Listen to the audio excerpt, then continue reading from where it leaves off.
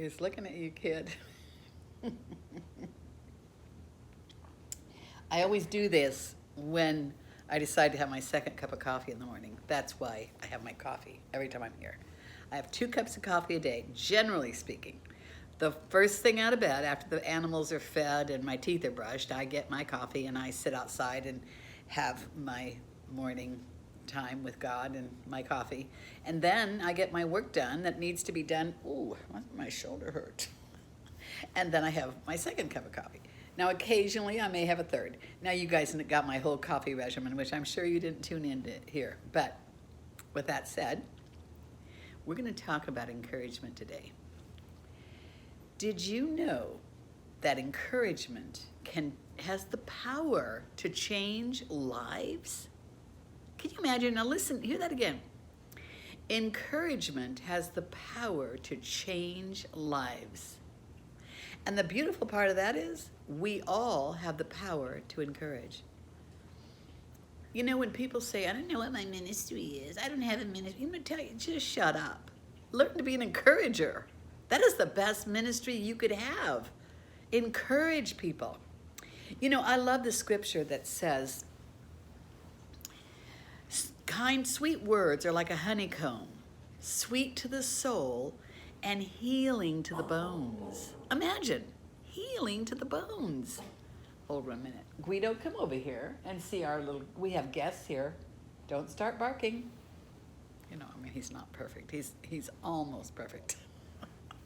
He's been at it all morning. He's been barking. I don't know what's with him. Maybe it's going to be an earthquake or something. You know what? Dogs tend to notice stuff like that. But and see my haircut? Penny cut it, and I'm telling you, I have to tell you, I've cut my own hair for 40 years, and the reason I cut my own hair is because every time I get it cut, they cut it too short. The last time Penny did it, it was perfect. This time it's a little too short, but I'll work with it. I can make it work. She gives me a beautiful haircut. I've done my own hair for years, and I'm so grateful to her. Okay, now let's get back to this important stuff here.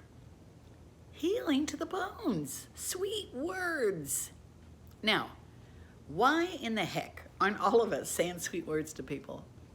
I ask you. You know, we're on Facebook and bad-mouthing everybody and, you know, slapping each other upside the head. I mean, we're tongue-lashing them, whacking them over the head with the Bible. Everything except sweet words, right?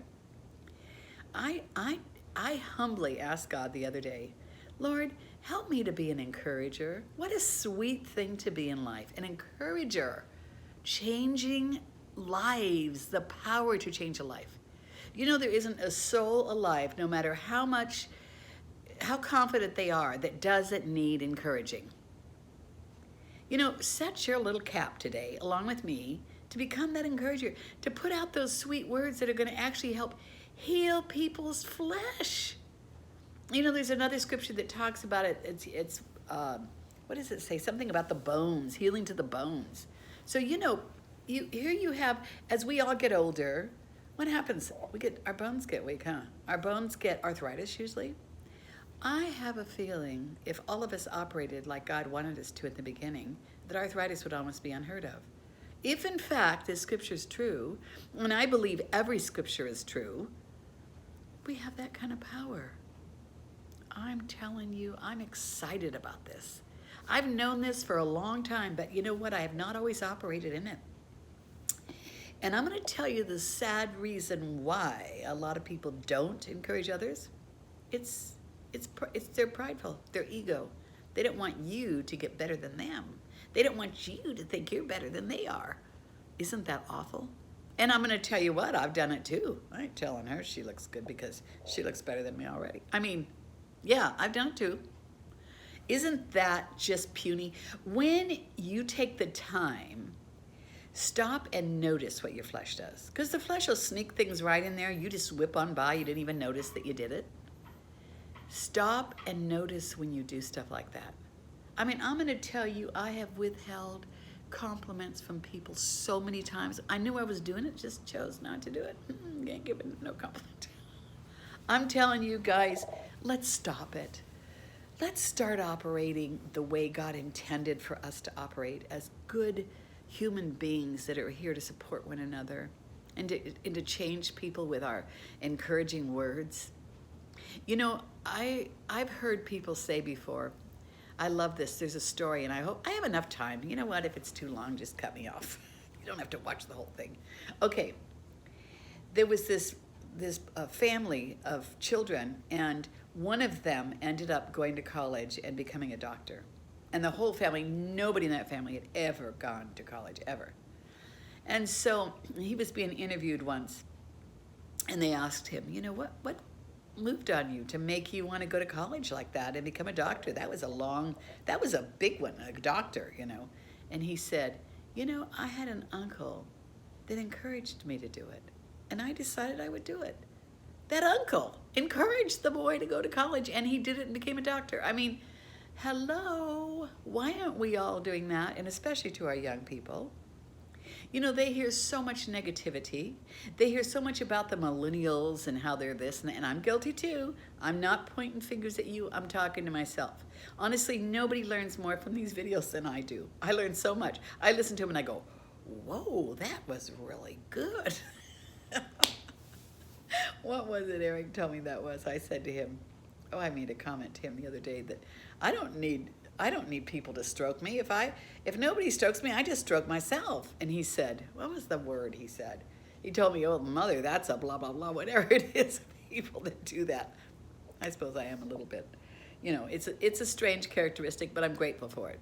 If you don't tell me anything good about myself, I try to find it myself and pump myself up. The word clearly says, stir yourself up. It says it.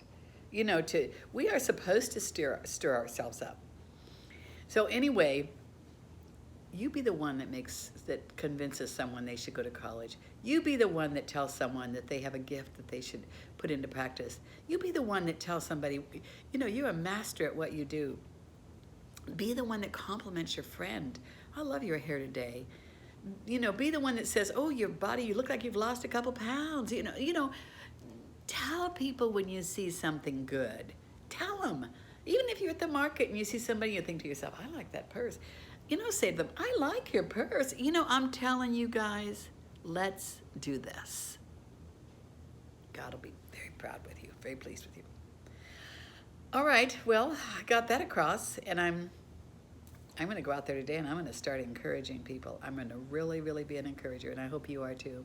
And I hope you buy my book, Hidden Treasures in Secret Places by Velma Hagar on Amazon.com. You can text me privately on Messenger, and I will send you an autographed copy if you prefer it that way. I can do that, you know, but you can get it on Amazon. And my sister, Bobby, has a beautiful book out called Blinds, Patches, and Twine, and it is the Hagar memoirs, which is very interesting to read about our family and the things that how we grew up. You know, there were 4 of us, and she did a beautiful job of putting the book together. So Bobby Hagar Harrell on Amazon.com. Blinds, Patches, and Twine. Okay, you guys, until next time, this is Velma Hagar bidding you a blessed day and reminding you, encourage, compliment, build up someone even today. Big blessings. Bye.